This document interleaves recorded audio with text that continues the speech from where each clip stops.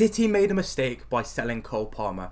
This is a statement that you'll see all over social media anytime Palmer scores a goal for Chelsea. And you may have also heard similar statements last season, but with Palmer's name replaced with Gabriel Jesus or Alexander Zinchenko, whilst Arsenal were top of the league. Well, today I'll be talking about why I think all this City are going to regret the sale of Cole Palmer. And I'm going to be covering why I think is nonsense. And I don't know whether this is just a bunch of cope from me, or I have a level-head thought process on this subject, but you lot can let me know down in the comments below. But before we go any further and get my thoughts on this situation, please don't forget to like the video and comment down below your thoughts and suggestions for future videos. And also don't forget to subscribe and click the bell icon so you are notified anytime I upload a new video or I go live. Finally, share the video with your friends because it really does help the channel grow, and the goal is 300 subscribers before the end of the year. And I think that's a pretty obtainable goal. What? I'm only 41 subscribers away from that? I think that's easily done. Without any further ado, let's get into why I think the sale of Cole Palmer won't come back to haunt City in the future.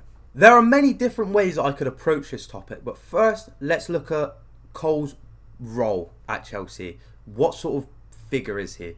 He's their main man, really. If Cole doesn't score, if Cole doesn't play well, there's probably a chance that Chelsea aren't playing well and they're not going to win, right? So let's compare him to some similar sort of figureheads and people in a similar sort of role to Palmer. Let's first look at Bukayo Saka, who has 13 goals in the league this season with 8 assists in 27 games. And similar to Cole, if Saka's not playing well, Arsenal probably aren't playing well. If Saka's playing well, Arsenal are probably going to win. He's one of their main men.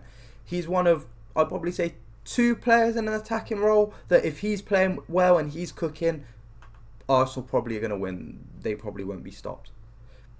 It's the same with Cole, who's got 11 goals and 8 assists in the league with 24 games played. A similar sort of output, a similar sort of return. I'd probably say Cole's is a bit more impressive, having only 2 less goals in 3 less games and also playing in a far worse team. But it's similar. If Cole's, like I said, if Cole's not playing well, Chelsea probably aren't playing well. If Cole's playing well, Chelsea probably playing decent because the Chelsea ever play well.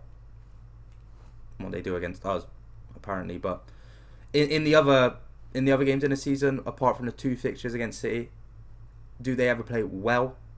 Who knows? And then you've got Foden, who obviously plays for City, got his shirt right there, and plays for the team that Palmer came from. He's got 11 goals, 7 assists in 28 league games this season. But he's seen as a bit of a passenger, a luxury player, because if he's playing well, yes, City are probably playing well. If he's playing bad, City probably is still also playing well, because we've got people like Bernardo, De Bruyne, Haaland that can win the game. It's not all just reliant on whether Foden's having a good game or if he's having an off day, which, that definitely does work in his favour because there's a lot less pressure on his shoulders. But that does lead to people saying that Saka is better than Foden because Saka's got more pressure on his shoulders. Saka has to perform all the time so that his team win games, whereas Foden can just disappear if he wants and City will still win the game. So, I think where does Palmer come into this? Well, Palmer's in the Saka bracket, isn't he? If he plays well, Chelsea play well. He's got a lot of pressure on his shoulders to perform, because if he doesn't perform, there's a huge chance that his team won't win.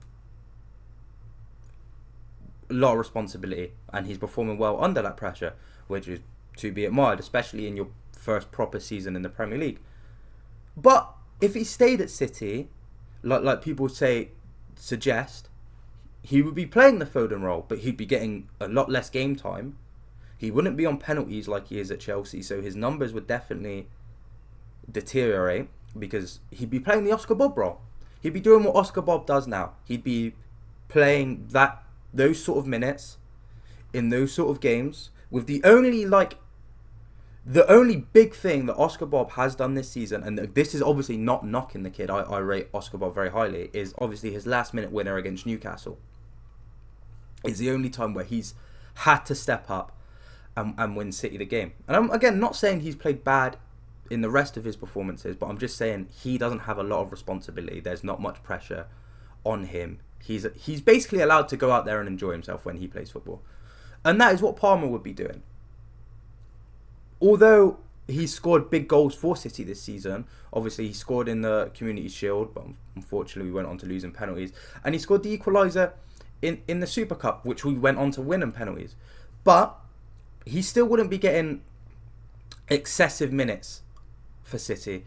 He'd probably be getting more than Bob is getting because he's been around the first team longer than Bob has. But he wouldn't be getting the minutes he's getting at Chelsea. He wouldn't be getting the responsibility he's getting at Chelsea. So his performances this season wouldn't 100% correlate over to City if he was still at City. His numbers would be far worse, and he'd be seen in the same light that Foden has been seen in probably about 3 seasons ago. Maybe even last season, I don't know. I'd say the last 2 seasons Foden has been a main part of City's team. But that might be me being biased. But obviously, before that, he's always been seen as just wasted talent, someone that needs a loan move, etc., etc. These same conversations would be had about Cole if he stayed at City. Because you can't, just because someone has success at one club under one set of circumstances doesn't mean that would automatically correlate over to another team.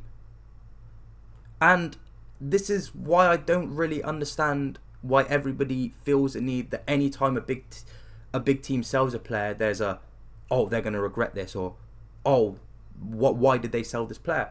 And I think it all stems from when Chelsea obviously let go Lukaku, Salah, De Bruyne.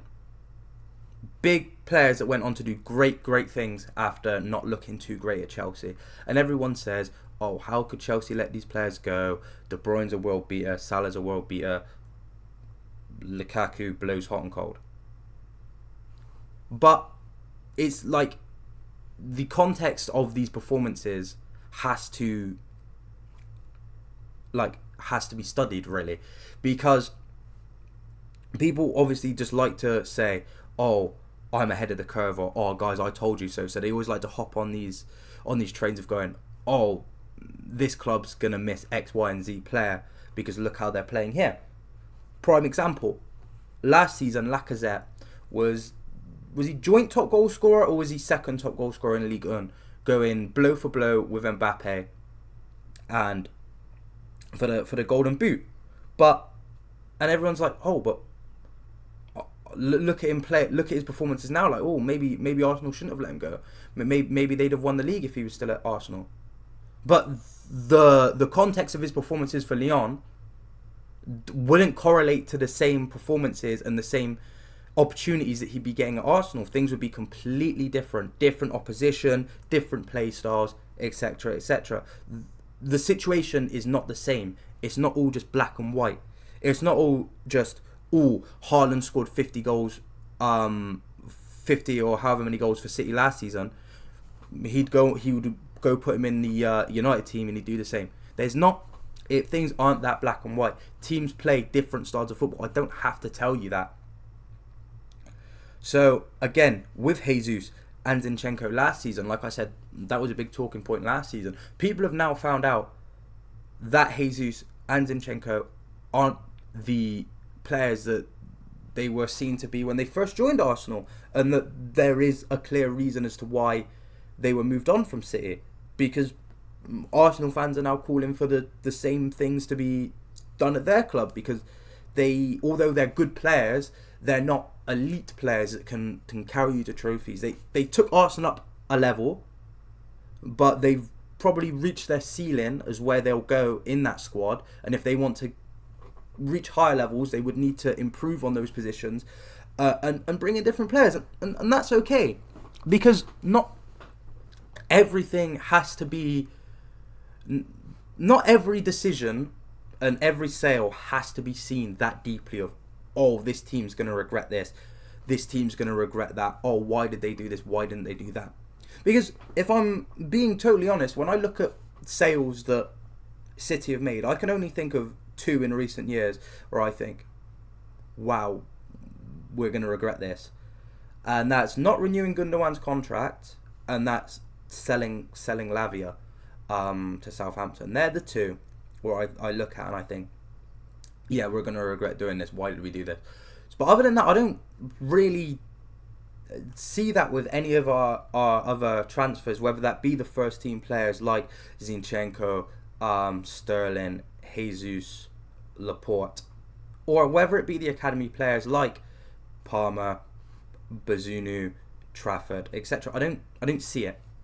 But, you know, maybe that's just me being stupid. Maybe that's me being blind to everything, you know. Or maybe it is all just cope. Maybe it's just me coping with the loss of these players, saying, oh, we're better off without them anyway. Who knows? You guys can let me know your thoughts on this topic down below in the comments, and suggestions for future videos. Again, like I said earlier, don't forget to subscribe. It really does help the channel out. Click the bell notification, because I'm planning on going live at some point this week or next week. I'm not too sure yet. I kind of need to sort of schedule out for it, because I want to do it more regularly. Yeah, but subscribe, and you know, if you're new here, go back, watch some of the other videos on my channel. You won't be disappointed if you enjoyed this one. But yeah, I've been Nathan, and I'll see you in the next one.